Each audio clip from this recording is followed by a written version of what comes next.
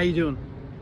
When you start your own business and you're dyslexic, you might see it as a sign of weakness or ashamed to tell someone that you're dyslexic and you have certain struggles in certain areas. So, for argument's sake, maybe like me, your handwriting is terrible because I'm dyslexic and my handwriting is atrocious, right?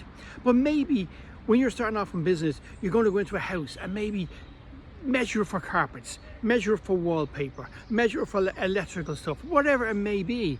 Or maybe you're going into a company to give a quote and you don't really want people to look at your handwriting because you know it's that bad.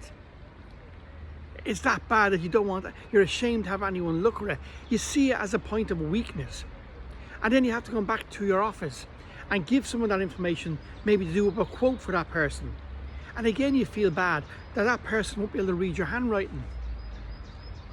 But it's actually a sign of leadership when you tell someone, you're dyslexic, my handwriting is atrocious. I'm dyslexic, my spelling is terrible.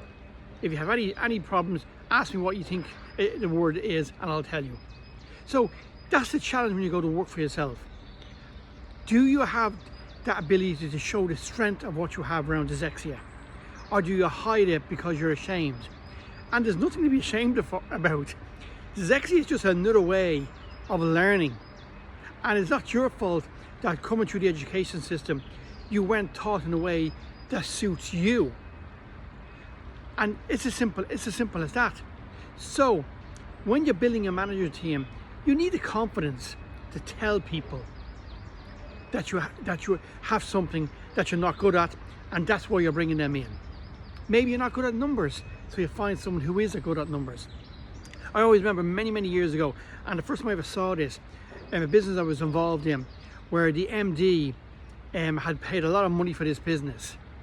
And at the first manager meeting, somebody was explaining something technical, as if we all knew what we're talking about.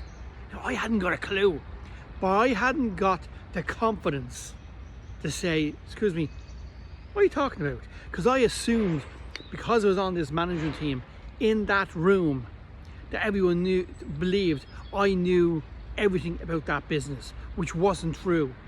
But the owner of the business simply put his hand up and said, excuse me, I have no idea what you're talking about. Can you tell me in pure kids English what you are talking about? And to me, I went, wow, this person owns this business. He has about 60 staff working for him.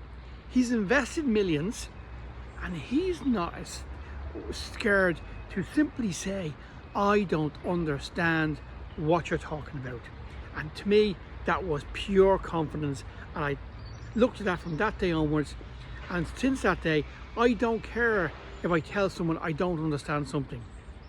I don't care if I say to somebody, I don't understand what you're talking about, can you explain it to me again? It's not a show of weakness. It's a pure show of strength. I'm Mark Beggs from Mind's Eye Education. If you need to contact me, it's markbeggs@gmail.com. And my only question today, as usual, is how can I help you? Have a great day.